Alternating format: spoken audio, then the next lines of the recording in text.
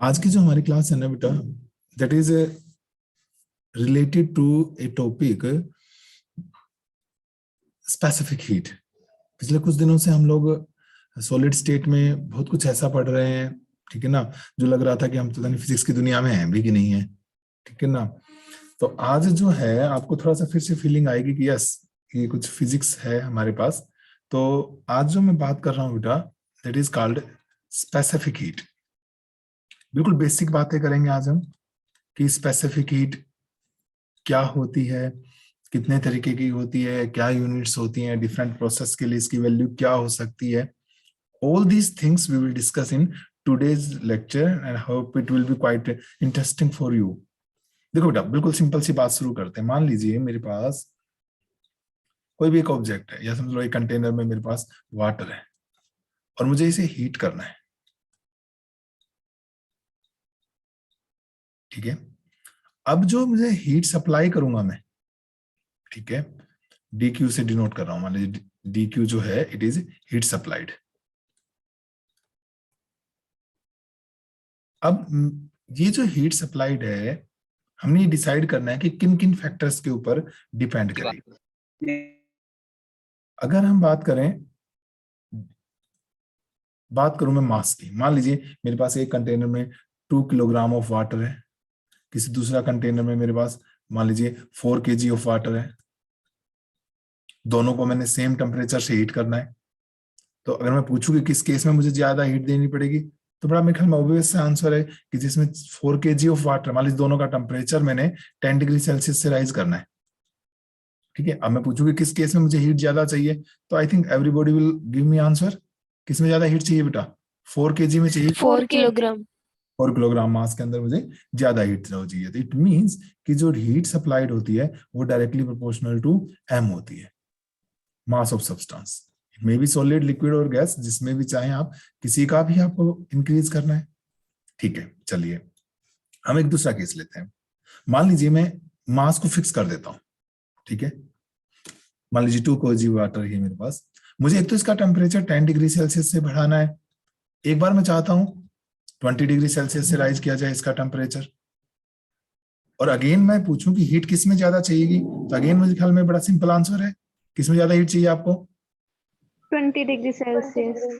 20 degree Celsius. In more is the temperature change, more will be the heat required. तो ये क्या होगा आपके पास? मैं लिखूं this is equal to d t, change in temperature. तो डी क्यू मेरे पास हो गया, sorry, directly proportional m d t. पर क्या आप ये दो ही पैरामीटर हैं जो ये डिसाइड करेंगे कि हीट कितनी चाहिए? मान लो मेरे पास 2 kg ऑफ कॉपर है और एक तरफ मेरे पास 2 kg ऑफ वाटर है। अब ये ठीक है, और मान लो मुझे इसका भी टेम्परेचर 10 डिग्री सेल्सियस से बढ़ाना है और इसका भी टेम्परेचर 10 डिग्री सेल्सियस से बढ़ाना है। तो इसका मतलब ये दोनों के दोनों पैरामीटर तो क्या हो गए बेटा? सेम हो गए। अगर हीट, क्या आपको लगता है दोनों में हीट सेम चाहिए, अलग अलग चाहिएगी? सोच के देखो एक बार। वैसे डिफरेंट चाहिएगी, अलग अलग। अलग अलग चाहिएगी, डिफरेंट चाहिएगी, बिल्कुल ठीक बात है बेटा। ओके, तो अगर अलग अलग हीट चाहिए तो it means there must be some another parameter. सिर्फ यही दो पैरामीटर नहीं है जो हीट को डिसाइड कर रहे हैं, हमारे पास कोई तीसरा फैक्टर भी होगा जो हीट को डिसाइड करेगा। और वो फिर फैक्टर है बेटा हमारे पास, इस हिसाब से यहाँ पर क्या आ गया, ऐसे तो कांस्टेंट ऑफ प्रोपोर्शनलिटी हो गया ये मेरे पास। और ये जो कांस्टेंट ऑफ प्रोपोर्शनलिटी है, यही जो है बेटा क्या कहलाएगा आपका? Specific heat.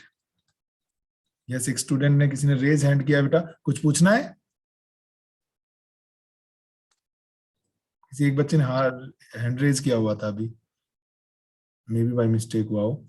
Yes, this is specific heat of the substance. और ये इस बात पर डिपेंड करेगी, आपने कहा कि दोनों में अलग अलग हीट चाहिए जबकि दोनों का मास सेम है, दोनों का टेम्परेचर चेंज सेम है। इट मींस यहां पर एक पैरामीटर है बेटा, nature of the substance. Water की नेचर कॉपर की नेचर से बिल्कुल अलग है, और इसलिए यहाँ पर हीट भी आपको क्या चाहिए? अलग चाहिए। तो इसलिए जो स्पेसिफिक हीट की वैल्यू है, एक तो किस पे डिपेंड करेगी बेटा? It's value depends on the, it is a property of nature of the substance. बाकी हम धीरे धीरे आगे लेकर आएंगे इसको। तो ये जो चीज है हमारे पास, ये एक फार्मूला आ गया कि जब टेम्परेचर चेंज होता है तो हमें किसकी जरूरत पड़ती है, स्पेसिफिक हीट की जरूरत पड़ती है। एक जो प्रॉपर्टी है जो टेम्परेचर चेंज में यूज होती है बेटा, वो प्रॉपर्टी कौन सी है, आपकी स्पेसिफिक हीट है। अगर मैं इक्वेशन 2 से देखूं तो C मेरे पास आ गया dq अपॉन m dt, हो गया ना बेटा ये। ओके, इफ m यूनिटी हो जाए मेरे पास, डेल्टा टी भी यूनिटी, यूनिटी समझते हैं ना, 1 डिफाइन करने का बहुत हमारा पुराना ट्रेडिशनल तरीका, 1 1 करके। तो C मेरे पास क्या आ जाएगा, dq इंटू 1 इंटू 1, C जो आ गया वो क्या आ गया मेरा, dq आ गया। डेफिनेशन आ गई मेरे पास स्पेसिफिक हीट की। क्या अगर मान लीजिए मेरे पास यूनिट मास है किसी भी सब्सटेंस का, और उस सब्सटेंस का टेम्परेचर मुझे यूनिटी से रेज करना है, यूनिट मास का टेम्परेचर यूनिटी से रेज करना है, तो जितनी हीट मुझे चाहिएगी वो हीट उस सब्सटेंस की क्या कहलाती है, स्पेसिफिक हीट कहलाती है। समझ में आ रहा है? स्पेसिफिक हीट की डेफिनेशन हमारे पास आ गई कि भाई specific heat of a substance, क्योंकि डिफरेंट सब्सटेंस में आपने खुद डिसाइड किया ये बात कि अलग अलग सब्सटेंसेस में हमें अलग अलग हीट चाहिए, तो डिफरेंट सब्सटेंस के लिए स्पेसिफिक हीट भी क्या होगी बेटा, डिफरेंट डिफरेंट होगी। तो specific heat of a substance is the, it is amount of heat required to raise the temperature of unit mass of the substance। समझते हैं ना यूनिट मास का मतलब, क्यों भाई? Yes sir. हाँ, मतलब इसका ये मतलब है बेटा कि अगर ऐसा ही सिस्टम है आपका, ठीक है ना, तो 1 kg ले लें आप, CGS है तो आप 1 ग्राम की बात कर लें, मतलब 1 वैल्यू लेके और यूनिट अकॉर्डिंगली आप चूज कर लें। Unit mass of the substance through unity, unit mass का टेम्परेचर यूनिटी से रेज करने को जितनी हीट आपको चाहिए, उस हीट को ही में हम क्या कहते हैं बेटा, स्पेसिफिक हीट कहते हैं। ठीक है, अब देखो अगर मान लीजिए मुझे, तो C क्या बन गया मेरे पास, C का अगर मैं फार्मूले की बात कर रहा था तो C बनना मेरे पास dq upon m into dt, ये मेरे पास फार्मूला है। हम यहां से क्या कर सकते हैं, यूनिट फाइंड आउट कर सकते हैं बेटा, SI unit of specific heat.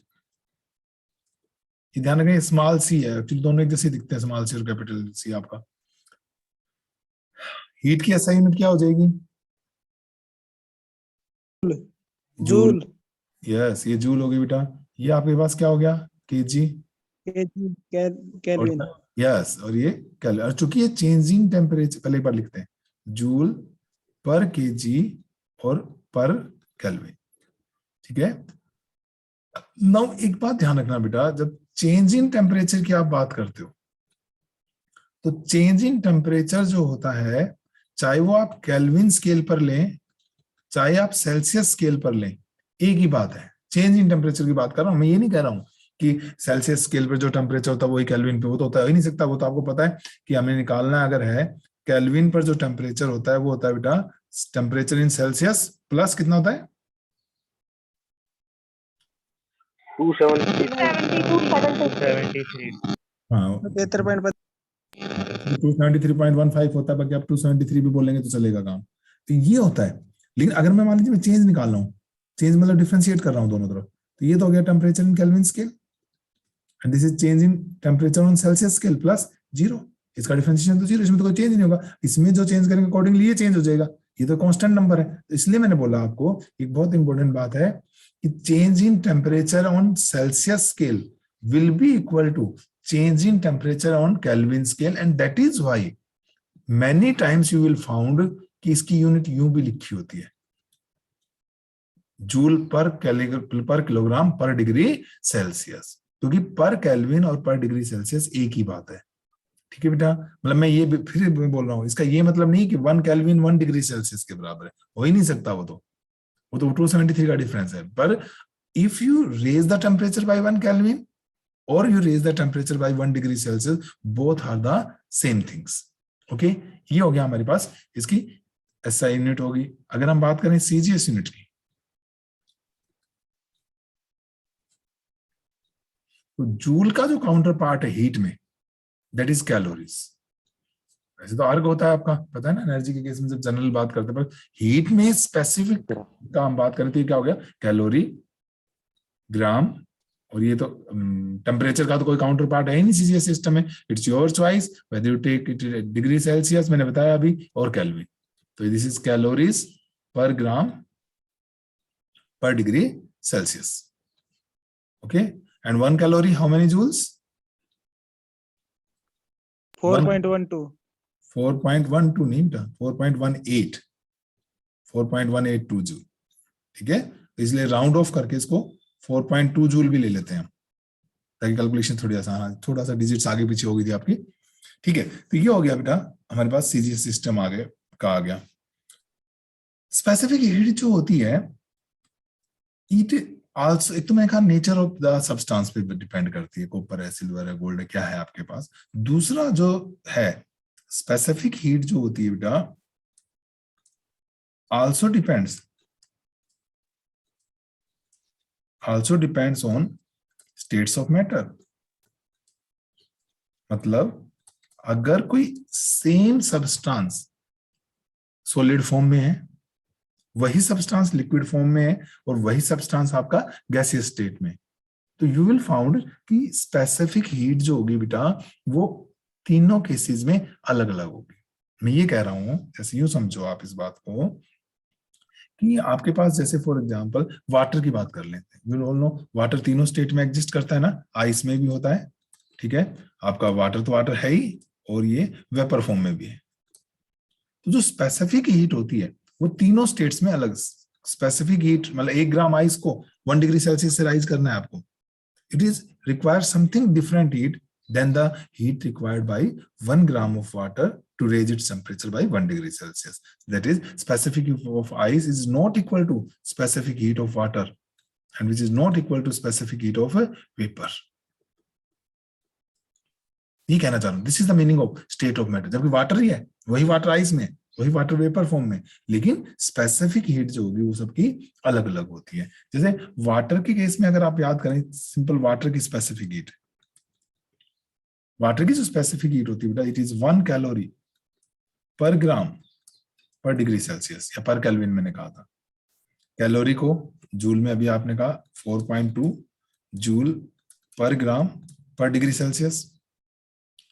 अगर इसको मैं केजी में बदलूं तो कैसे बदला जाएगा, बताना जरा। अगर मैं चाहता हूं ये यूनिट बनाना, जूल पर केजी, मल्टीप्लाइड बाय हो जाएगा, ग्राम को किलोग्राम में डिवाइड करेंगे, बच्चे सोचेंगे 1000 से डिवाइड करेंगे। जनरली इसमें बहुत जल्दबाजी में ये करते हैं बच्चे कि 1000 से डिवाइड कर देते हैं, पर ये पर ग्राम है बेटा, तो 1000 से डिवाइड होने के बजाय क्या हो जाएगा, मल्टीप्लाई हो जाएगा।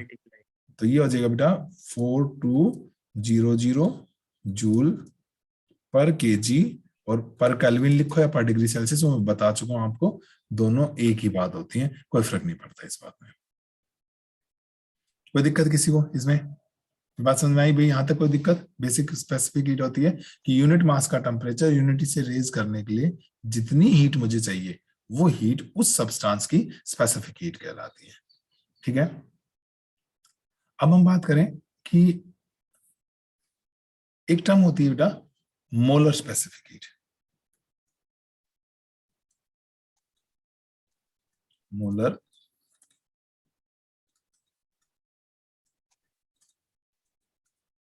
specific heat, as the name indicate, 1 मोल, उसमें आपने 1 ग्राम लेना था, 1 किलोग्राम लेना था, यूनिट मास लेना था स्पेसिफिक हीट में। यहां पर बेटा आपने सब्सटेंस का 1 मोल लेना है। किसी भी सब्सटेंस के 1 मोल का टेम्परेचर 1 डिग्री सेल्सियस से राइज करना है इस बारे में, बाकी तो वही है। यहां पर जो हीट होगी वो किस लिए चाहिए आपको, this is the heat required to raise the temperature of 1 mole of the substance, 1 mole of the substance, amount of heat required to raise the temperature of 1 mole of the substance through unity। और इसको बेटा हम capital C से note करें, तो you have to be very careful. In symbols, क्योंकि दोनों ही सी हैं बेटा, एक जैसे ही दिखते हैं, थोड़ा सा सिंबल का ध्यान रखना एक तो। और कई बार क्या होता है प्रॉब्लम्स में ना, वो स्पेसिफिक हीट और मोलर स्पेसिफिक हीट को भी स्पेसिफिक हीट लिख देता है। तो अभी हम देखेंगे इसकी यूनिट्स अलग आएंगी कुछ। तो आपने मेनली ना यूनिट्स पे ध्यान देना है। यूनिट देख के आप लोग डिसाइड करेंगे कि स्मॉल सी गिवन है या कैपिटल सी गिवन है बेटा। ओके, खैर उससे पहले देखो, अभी आप कह रहे थे कि भाई यूनिट मास के लिए ना, मान लो 1 ग्राम के लिए आपको चाहिए कितनी heat, small C specific heat चाहिए। अब आपको 1 मोल करना है। 1 मोल का मास आपको पता ही है, फिक्स है, मोलिकुलर मास के बराबर होगा, कैपिटल एम मान लूं मैं, इट इज मोलिकुलर मास। तो 1 ग्राम के लिए आपको चाहिए सी, तो बेटे n ग्राम के लिए जो चाहिएगी, क्या वो m इंटू सी नहीं हो जाएगी? बड़ा सिंपल सा फंडा है। 1 ग्राम के लिए सी हीट चाहिए, तो m ग्राम के लिए क्या चाहिए, mc चाहिए कि नहीं चाहिए? और यही क्या कहलाती है, 1 मोल के लिए बन जाएगी। और यही 1 मोल वाली क्या कहलाएगी बेटा, आपकी सी। तो कैपिटल सी आ गया बेटा, molecular mass into specific heat. Molecular mass into specific heat. बताओ भाई, कोई दिक्कत इसमें किसी बच्चे को? बहुत सिंपल सी बात है, 1 ग्राम हो तो सिंपल स्पेसिफिक हीट, 1 मोल हो तो मोलर स्पेसिफिक हीट। मतलब सीधा सा बात है, अगर टेम्परेचर चेंज करना है आपको तो आपको क्या चाहिए, स्पेसिफिक हीट चाहिए। ओके, आल्सो बेटा डी क्यू आपने अभी भी लिखा था एम सी डेल्टा टी। मैं काम कर रहा हूं, इसको मोलिकुलर मास से डिवाइड कर रहा हूं और मोलिकुलर मास से ही मल्टीप्लाई कर रहा हूं। ये तो समझ में आ जाएगा क्यों कर रहा हूं, क्योंकि m इंटू सी क्या बन गया, कैपिटल सी बन गया कि नहीं बन गया? m into C is capital C. Clear? अब ये क्या होता है बता सकते हो? This is given mass, number of moles. Number of moles. Yes, m is the given mass. Small m जो था वो गिवन मास था। Given mass upon molecular mass, that is small n। क्या बन जाएगा हमारे पास, नंबर ऑफ मोल्स। तो ये बना बेटा फार्मूला। अब देखो मोल्स दे रखे हो तो ये n, m इंटू सी कैपिटल सी और dt, मतलब दोनों एक ही फार्मूले, ध्यान से देखो तो आप, और दोनों ही फार्मूले आपके काम आएंगे। अगर गिवन मास है तो स्मॉल सी यूज करना है बेटा आपने, और अगर नंबर ऑफ मोल्स गिवन है तो आपने कैपिटल सी यूज करना है। तो यहां से अब मैं कैपिटल सी की यूनिट्स निकालने की पोजीशन में आ गया हूं, d q n d t. This is joule,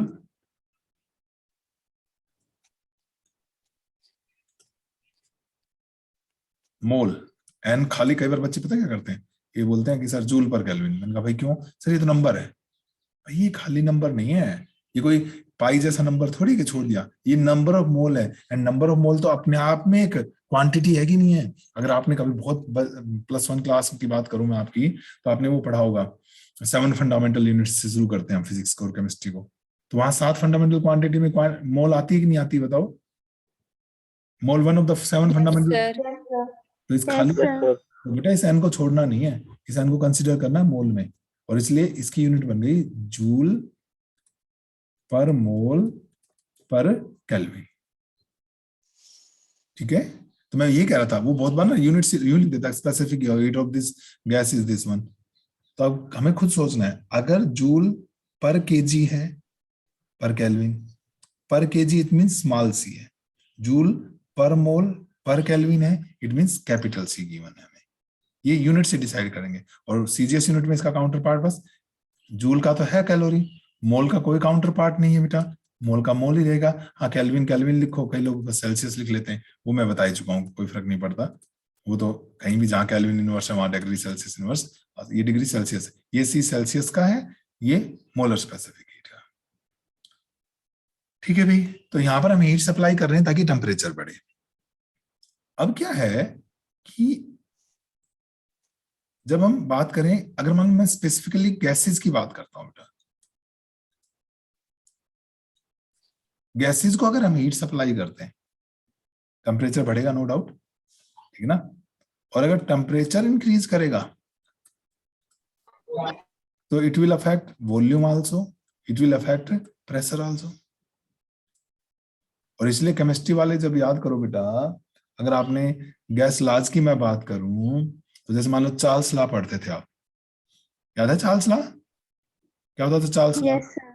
बताओ क्या होता है? सर प्रेशर कांस्टेंट रखते हैं उसमें। यस, प्रेशर क्या रखते हैं? कांस्टेंट। तो फिर वॉल्यूम डायरेक्टली प्रोपोर्शनल टू क्या हो जाता है? टेम्परेचर हो जाता है। टेम्परेचर। सिमिलरली गई-लुसाक्स लॉ है हमारे पास,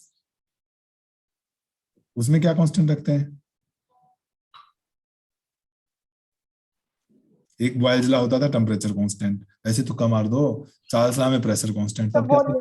वॉल्यूम में भी क्या मतलब तुक्का भी मारा जा सकता है कभी कभी। तो वॉल्यूम कांस्टेंट, तो pressure directly proportional to temperature. मैं क्यों बता रहा हूँ ये बात? मैं ये याद दिलाने के लिए बता रहा हूँ बेटा कि whenever we want to heat the gas, either we keep pressure constant or we keep the volume constant in order to study the gases more accurately. Okay? And इसी बेसिस पर बेटा जब हम हीट देंगे, हम टेम्परेचर रेज करेंगे, तो या तो हम प्रेशर कांस्टेंट रखेंगे या हम क्या रखेंगे बेटा? वॉल्यूम कांस्टेंट रखेंगे। और हैंस गैसेस में स्पेसिफिक हीट दो तरीके की होती है। मैं मोलर की बात कर लेता हूं, चलो वो एक ही बात है। Molar specific heat of gases is of two types. Number one, molar specific heat at constant pressure, इसको हम सीपी से लिखते थे, ठीक है भाई। और दूसरा हमारे पास क्या आ गया? Molar specific heat at constant volume, इसको हम किससे डिनोट करते थे बेटा? सीवी से डिनोट करते थे, ठीक है। गैसेस में एक बार प्रेशर कांस्टेंट रखेंगे हम, एक बार वॉल्यूम कांस्टेंट रखेंगे। कुछ ध्यान में, इन दोनों में बड़ा कौन सा होता है? थर्मोडायनेमिक्स वगैरह में पढ़ा था है आपने? सीपी। सीपी। सीपी जो होता है, it is always greater than CV. CP जो होता है वो ऑलवेज, सीपी माइनस सीवी जो होता है वो हमेशा आर होता है। R is universal gas constant. देखो बेटा इसकी वैल्यू भी 8.31 joule per mole per kelvin पढ़ी है कि नहीं पढ़ी आपने? तो अब आप देखो ना, लाइक क्वांटिटीज सब्ट्रैक्ट हो सकती हैं, तो इसकी भी यानी unit joule per mole per kelvin होगी, इसकी भी जूल पर मोल, यानी कैपिटल सी है ये सारे के सारे। अब बात करें कि भाई सीपी क्यों ग्रेटर होता है सीवी से। अगर हम बात करें फर्स्ट लॉ ऑफ थर्मोडायनेमिक्स की, फर्स्ट लॉ कहता है बेटा जब भी आप हीट सप्लाई करोगे किसी सिस्टम को, ये दो काम करेगा। पहला, ये इंटरनल एनर्जी को इंक्रीज करेगा which is due to increase in temperature, and plus बची हुई हीट जो है वो वर्क डन में यूटिलाइज हो जाएगी। क्यों भाई? फर्स्ट लॉ ये कहता है ना कि whenever heat is supplied to a system, it increases the temperature, and due to increase in temperature, internal energy increases, plus rest of the energy is used in work done, और work done होता है PdV, ठीक है बेटा। और du जो होता है मैं लिख देता हूं, it is a function of temperature। अगर बाय द वे हम कांस्टेंट वॉल्यूम पर हीटिंग कर रहे हैं,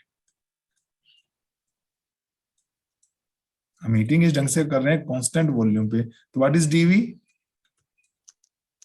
जीरो। जीरो। तो what is work done? Mike on कर दो। जीरो। वर्क डन भी जीरो। इसका मतलब ये हुआ बेटा कि जितनी आप हीट सप्लाई करेंगे सारी की सारी सारी की सारी टेम्परेचर, इंटरनल एनर्जी में चेंज हो जाएगी। इंटरनल एनर्जी को बढ़ाने में यूज हो जाएगी, मींस टेम्परेचर को बढ़ाने में यूज हो रही है, ठीक है कि नहीं है? लेकिन अगर आप कांस्टेंट प्रेशर पे बात करेंगे बेटा, तो उसमें से उस एनर्जी को दो काम करने हैं वहां पर, टेम्परेचर भी बढ़ाना है, मतलब इंटरनल एनर्जी भी बढ़ानी है, और साथ में वर्क डन भी करना है। तो क्या आपको ज्यादा हीट नहीं चाहिए? कांस्टेंट प्रेशर पे ज्यादा हीट चाहिए कि नहीं? Because heat has to perform to work, दो ड्यूटी करनी है एक तरीके से समझ लो। उसे टेम्परेचर बढ़ाना है, इंटरनल एनर्जी भी करनी है, बढ़ानी है, और साथ में वर्क डन भी करना है, ठीक है। लेकिन अगर आप कांस्टेंट वॉल्यूम की बात करते हो बेटा, ठीक है, तो dw 0, तो जितनी हीट सप्लाई करेंगे सारे की सारी हीट किसमें चली जाएगी, इंटरनल एनर्जी में, एंड दैट इज वाई, ठीक है। तो at constant pressure heat supplied is utilized in increasing internal energy as well as work done. So more heat is required in Cp. Okay, और Cp is greater than Cv हो गया। लेकिन हमारे अब बात करते हैं बेटा, हमारी जो अपनी यूनिट है, हमारा जो पूरी बुक है, रादर पेपर ही पूरा किसका है, सॉलिड स्टेट फिजिक्स का है। तो अगर मैं बात करूं सॉलिड्स की, इन सॉलिड्स बेसिकली अगर मैं सॉलिड्स की बात कर रहा हूं बेटा, तो due to change in temperature the change in volume is very small, negligible. Gases में तो क्या कंसिडरेबल अमाउंट में आपका वॉल्यूम चेंज होता है, लार्ज अमाउंट में आपका वॉल्यूम क्या होता है बेटा, चेंज होता है जब आप टेम्परेचर चेंज करते हैं। लेकिन हमारे यहां पर क्या है कि अगर जो change in volume in solid, the change in volume is very small, that is it is negligible, यानी ऑलमोस्ट वॉल्यूम क्या रहता है बेटा, सेम रहता है, वॉल्यूम तो चेंज ही नहीं होता। तो इसका मतलब क्या हुआ, चाहिए आप कांस्टेंट वॉल्यूम पर हीट करो और चाहिए कांस्टेंट प्रेशर पे, एट कांस्टेंट प्रेशर भी अगर आप बात करते हो तो बेटा जो dw होगा वो होगा pdv, और आपने कहा ये नेग्लिजिबल है, तो यहां पर वर्क डन इसमें भी क्या हो गया, आपका वर्क डन 0 हो गया कि नहीं हो गया, बताओ। कांस्टेंट सॉलिड्स की केस, गैस के केस में चेंज इन वॉल्यूम को आप नेग्लेक्ट नहीं कर सकते, ठीक है। दूसरी बात, हम सिर्फ सॉलिड चाहते हैं, अगर हम इसके मेल्टिंग पॉइंट पे पहुंच जाएं, ठीक है, तो मेल्ट होते वक्त हो सकता है थोड़ा सा चेंज हो भी जाए, वॉल्यूम की बात करेंगे हम तो, ठीक है ना, लेकिन वो तो हम चाहते नहीं, वो तो फिर लेटेंट हीट हो जाती है। स्टेट चेंज करने में तो कौन सी हीट यूज होती है, लेटेंट हीट, स्पेसिफिक हीट तो यूज नहीं होती, हम तो सिर्फ सॉलिड, हाँ जी लेटेंट हीट बेटा, तो हम तो सिर्फ और सिर्फ क्या चाहते हैं, सॉलिड्स जहां तक रहे वहां तक का हम चाहते हैं। तो एट कांस्टेंट प्रेशर dw क्या हो गया, 0। इसलिए बेटा Cp और सॉलिड्स के अंदर हम Cp कह लो या Cv नियरली इक्वल है, इसलिए हम दो अलग अलग टर्म ना यूज करके बेटा हम क्या करेंगे, एक सिंगल टर्म यूज करेंगे, and that is called specific heat. Molar specific तो है ही है, वो तो अंडरस्टूड है, पर मैंने कहा था क्या मैं स्पेसिफिक हीट बोलूं या मोलर स्पेसिफिक हीट, क्लियर होनी चाहिए बात। मीनिंग दोनों का एक ही है, दोनों ने टेम्परेचर बढ़ाना है, बस अगर मोलर है तो 1 मोल का बढ़ाएगा, स्पेसिफिक हीट है तो 1 ग्राम का, इसलिए मैं बार बार नहीं बोलूंगा, ठीक है कि नहीं है। आपने यूनिट देखकर डिसाइड करना पड़ेगा कि किसके जिक्र चल रहा है, क्योंकि काम तो एक ही हो रहा है। तो ये इसलिए सॉलिड्स के केस में बेटा हम बात करते हैं स्पेसिफिक हीट की। तो अब क्या हुआ, जो आपने कहा वर्क डन तो सॉलिड्स में 0 रहता है, तो फॉर सॉलिड्स dq जो होगा वो हो गया du plus dw, first law of thermodynamics के हिसाब से dw मेरा 0, इट मींस जितनी आप हीट सप्लाई करेंगे सॉलिड्स को वो सारे के सारे किस में यूटिलाइज होगी बेटा, इंटरनल एनर्जी को, इंटरनल एनर्जी इनका। सो दस जो हीट होगी, this heat supplied to a solid is utilized in increasing internal energy।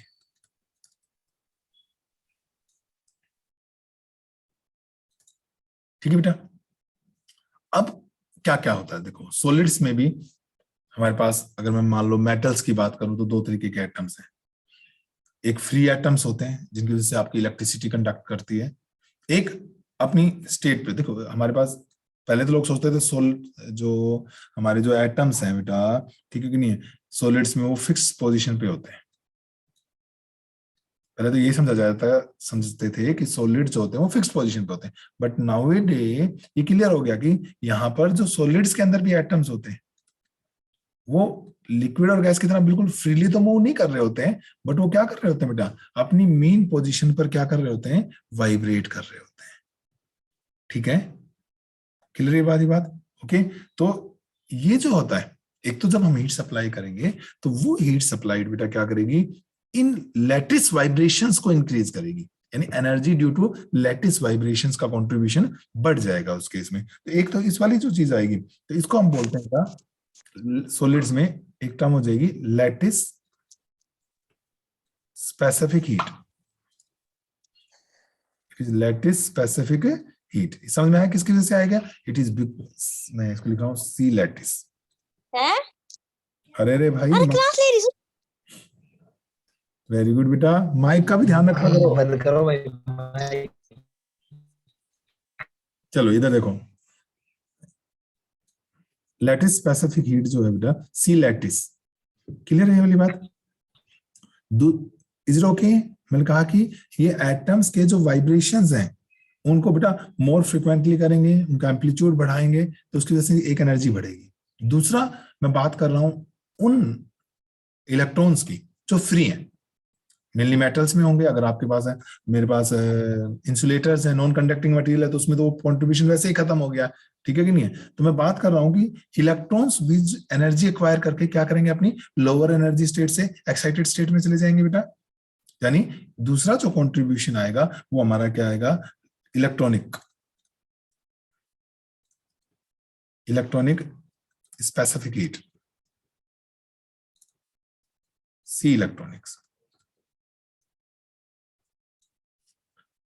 तो जो टोटल स्पेसिफिक हीट होगी हमारे पास, दैट इज सी जो होगी बेटा वो होगी सी लैटिस। सॉलिड्स के लिए लिख रहा हूं, ये मैं सी सॉलिड लिख रहा हूं बेटा। और मैं ये तो आप क्लियर हो गया कि इसमें सिर्फ सी होगा, हमारे पास सीपीसीवी नाम की कोई चीज नहीं है सॉलिड्स के लिए अब आगे के लेक्चर्स में, क्योंकि आज तो जनरल था हमारा, तो सारा चीजें बतानी पड़ी। लेकिन अब धीरे धीरे हम वापस अपने सॉलिड पे आएंगे। तो सॉलिड में सिर्फ स्पेसिफिक हीट, और वो लैटिस प्लस कौन सा कॉन्ट्रीब्यूशन बेटा? Electronic contribution. अब मैं बता रहा था आपको कि भाई इलेक्ट्रॉनिक कॉन्ट्रीब्यूशन तो वैसे ही, जैसे अगर नॉन कंडक्टिंग मटेरियल है, तो जो ये इलेक्ट्रॉनिक कंट्रीब्यूशन है ये तो बहुत कम हो जाएगा हमारे पास, ठीक है? और इवन इन मेटल्स में बताऊं बेटा कि ये वाला जो कंट्रीब्यूशन होता है हीटिंग की वजह से वो बहुत नेग्लिजिबल होता है। मेन जो कंट्रीब्यूशन होता है वो लैटिस का होता है। It means in further lecture में और थोड़ा इजी कर रहा हूं, ठीक है? जैसे सीपीसीवी का एक बना लिया हमने, हम इलेक्ट्रॉनिक वाला जो पार्ट है उसको नेग्लेक्ट करके चलेंगे, बिकॉज दिस मैंने कहा मेटल्स में होगा थोड़ा कंट्रीब्यूशन, वो हम नेग्लेक्ट कर रहे हैं क्योंकि बहुत थोड़ा सा कंट्रीब्यूशन होता है, और इंसुलेटर्स में तो होता ही नहीं है। तो इसको भी, तो आज के बाद जब हम मिलेंगे ना नेक्स्ट क्लास में जब हम डिस्कस करेंगे, तो स्पेसिफिक हीट इन सॉलिड, बस सॉलिड, और वो कौन सा कंट्रीब्यूशन लेकर चलेंगे बेटा? हम लैटिस कंट्रीब्यूशन लेकर चलेंगे। सिर्फ कि आपको अच्छे से ये लेक्चर ना देखे अगर कोई अगली क्लास अटेंड करेगा तो उसे थोड़ी दिक्कत भी आएंगी कि मैं इसी चीज को उठाऊंगा कि भाई एटम वाइब्रेट कर रहे हैं, इन वाइब्रेशंस को हार्मोनिक ऑसिलेटर्स मानना है हमने, ऑसिलेशंस की एनर्जी क्या होती है वो सब हम कंसीडर करेंगे, ठीक है? तो ये लेक्चर समझना जरूरी था कि मैं क्यों सिर्फ हम वाइब्रेशंस की बात कर रहे हैं, ठीक है? तो सिर्फ लैटिस कॉन्ट्रीब्यूशन लेकर चलेंगे बेटा हम। मोर ओवर कभी कभी ना एक टर्म और यूज होती है, बहुत कम, वैसे ज्यादा आपके नहीं आएगी, एक टर्म और होती है हीट कैपेसिटी, और this is thermal capacity. Heat capacity और थर्मल कैपेसिटी। देखो बेटा, चाहे स्पेसिफिक हीट पढ़ाई मैंने या मोलर स्पेसिफिक हीट बताई, दोनों में एक लिमिट लगा दी मैंने। स्पेसिफिक हीट में बस 1 ग्राम सब्सटेंस लेना है या 1 किलोग्राम सब्सटेंस लेना है आपने। मोलर स्पेसिफिक हीट में भी कंडीशन लगा दी मैंने आपको कि भाई आपने क्या लेना है, भाई आपका दैट इज कॉल्ड 1 मोल लेना है। मैंने ये तो बात ही नहीं गई, मेरे पास 5 kg ऑफ वाटर है, पूरे वाटर को कैसे कौन गर्म करेगा? समझ में आ रही मेरी बात? उसको कैसे हीट करेंगे? मतलब पूरे सब्सटेंस का जिक्र ही नहीं किया हमने। तो भाई ये जो हीट कैपेसिटी होती है, this is the heat required, heat for raising the temperature of whole substance. वो 1 मोल भी हो सकता है, वो 10 मोल भी हो सकता है, वो हाफ मोल भी हो सकता है, कितना भी हो सकता है, ठीक है ना? Whole substance by unity, heat for raising the temperature of whole substance by unity. मान लो स्मॉल m गिवन मास है सब्सटेंस का, कैपिटल M मॉलिक्यूलर मास बताया था बेटा, और स्मॉल c स्पेसिफिक हीट है। अभी तो आपने कहा था 1 ग्राम के लिए, यूनिट मास के लिए आपको हीट कितनी चाहिए? c, और m मास के लिए जो हीट चाहिए वो कितनी हो जाएगी आपकी? m into c, mc बेटा। तो ये जो m into c का फैक्टर आ गया, ये क्या कहलाएगी, आपकी हीट कैपेसिटी कहलाएगी या आपकी थर्मल कैपेसिटी कहलाएगी। Heat capacity m into c, पूरा का पूरा सब्सटेंस का टेम्परेचर यूनिटी से बढ़ाना है आपने। अगर मैं इसकी यूनिट्स की बात करूं, देखो m इंटू सी बेटे, ये केजी, ये था जूल, ऐसा यूनिट पर केजी पर केल्विन, ये कैंसिल हो गया। देखो जूल पर केल्विन नाम से चल रहा है। मान लीजिए कई बार क्या होता है, सब्सटेंस में लिखा हुआ है, क्वेश्चन में लिखा हुआ आ गया कि the heat capacity is 10 joule पर केल्विन, मतलब आपको ना भी ध्यान हो तो आप थोड़ा यूनिट को स्ट्रेस डालेंगे, समझ आ जाएगा। इसका मतलब ये हुआ कि 1 केल्विन टेम्परेचर इंक्रीज करना है तो हमें कितनी हीट चाहिए बेटा, 10 जूल ऑफ हीट चाहिए। ओके, तो ये पूरे सब्सटेंस के लिए यूज होने वाला एक पैरामीटर है।